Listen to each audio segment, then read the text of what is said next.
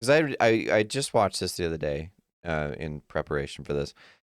I thought that the characters actually had a lot more depth than I remembered. Okay. I mean, it's a horror movie, so you're not gonna get like the full 3-dimensional thing. But Yeah.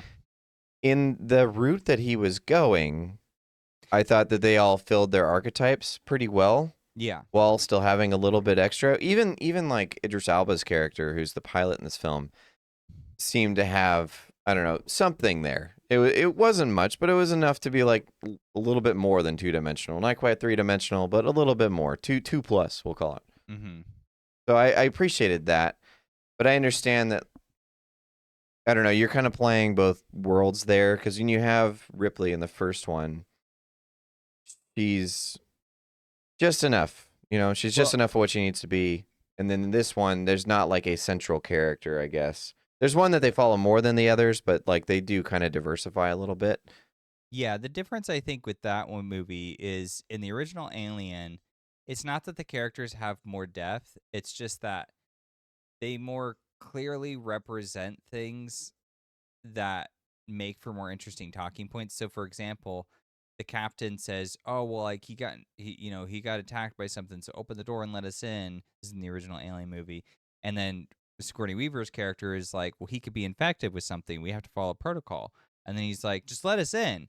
So this is like a moral conundrum, right? It's like, what's the right thing to do? Do you follow protocol or do you ignore that because someone is in danger, right? And so they like that better because there's too many characters in this movie. Like, I'm talking about the ancillary characters who die, who get eaten by insectoid things. The ones who are like there's that one character who's like a total idiot, and he's like, "Oh, well, look at this thing. I'm gonna pet it. It's like hissing at you. What's wrong with you? Are you out of your mind?" Like, so That there is part like, that part was insultingly stupid for sure. yeah, and like I didn't have a problem with that because I mean it's terrifying what that thing It does to is. him. It's just like, oh god, I don't want to watch that. But you kind of also do because it's a horror movie. That's what you signed up for. But Yeah. yeah, I could see where like critics being bothered by stuff like that because there's no like that's what I mean by like there's no character nuance. There's no like situational awareness. It's just like, hey, here's your horror scene, and then it kind of stops there. And the other, or actually, do you want to respond to that first, or because I've got like one more point I want to throw in on that one. Well, the only thing I'll say there is that stuck out to me because there's two characters that get stuck. They get trapped in this thing and they can't get out. They don't Yeah. leave on time or whatever. Yeah. Here's the thing. The guy, I think he's a geologist. The guy that maps out this place, right? Mm-hmm. He's the one that gets lost. It's like, isn't he the one with all the materials to map this place out? Like, he was the one that I would least expect to get lost in here. So the guy with the map, yeah, find his way out. it was like the guy that created the map of this place is the one who gets lost, which I was like, Yeah. Okay, you lost me there. And then the guy who's there to I forget what exactly he is because it's real briefly mentioned, Mm-hmm. but he's the one that studies animals or alien or life in general, whatever it Yeah. is that he does. I forget. He's like zoologist or something like Mm-hmm. along those lines. He's the one that gets killed by the snake thing. I'm like, why are you messing with it? Huh. Like, so the two contradictions there were the ones that stood out. But they were like real small nitpicks because I understand. It was like, yeah, they're sacrificed at the behest of the story, in my opinion, because it is a horror story and you got to show some of these elements of the film. But Maybe Ridley Scott did it on purpose. he probably did. He was probably like, well, he's the guy with the map, so he's the one who gets lost. And he's the guy who knows how to interact with the alien animals, so he's the one who gets killed by an alien animal. And the thinking there would be like human beings like thinking they know something about the world when they don't. Because that is one of the prevailing themes in this. It's very nihilistic. It's partly why I liked it. I thought it was fascinating how there's all these characters who are just obsessed with like we're gonna figure out these mysteries, we're gonna get these questions, Right. and then they get there and it's just like this is terrible. Like, Yeah, I will. You wanted to know.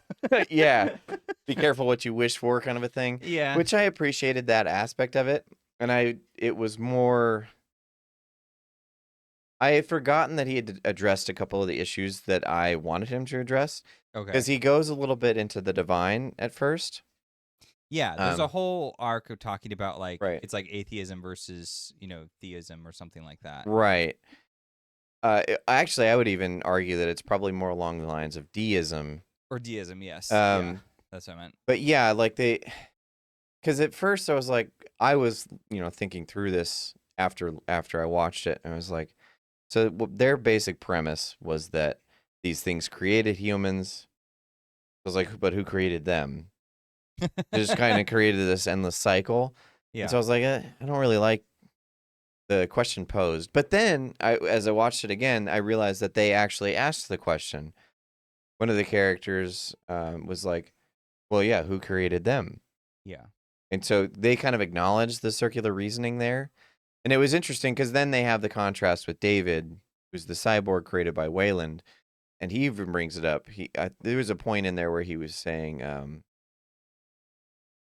something along the lines of, the character was saying to David, yeah, we made you because we could. And then Right. David retracts, or he rebuffs with the line, like, could you imagine how disappointing it would be if you heard that from your creators? Yeah. And then the movie proceeds to tell you that that's exactly what it was. Right. Essentially. Uh-huh.